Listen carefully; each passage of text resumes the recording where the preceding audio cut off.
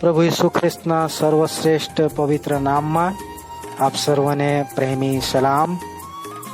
પવિત્ર શાસ્ત્ર બાઇબલમાં યોહાન રચિત સુસમાચાર અધ્યાય 6 વચન 32.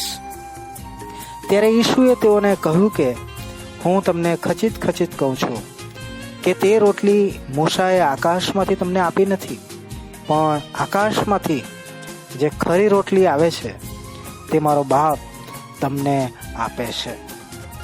મિસરમાં ઇઝરાયેલ લોકો લગભગ 400 વર્ષ ગુલામીમાં હતા, પરંતુ પરમેશ્વરે પોતાના અદ્ભુત આશ્ચર્યકારક કામો દ્વારા તેઓને છોડાવી લીધા. મિસરમાંથી તેઓ જ્યારે નીકળ્યા હતા ત્યારે રણભૂમિની યાત્રામાં પરમેશ્વરે તેમને આકાશમાંથી માનના ખવડાવ્યું. ઇઝરાયેલ લોકો દૈનિક પોતાને માટે માનના એકઠું કરતા હતા. અગર થોડું માનના વધી જાય તો તે સડી જતું હતું.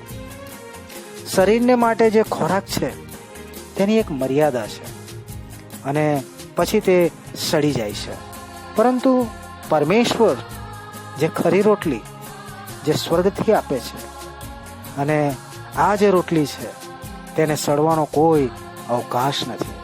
આ રોટલી સ્વયં પ્રભુ ઈસુ ખ્રિસ્ત છે, જે સ્વર્ગથી ઉતરી છે.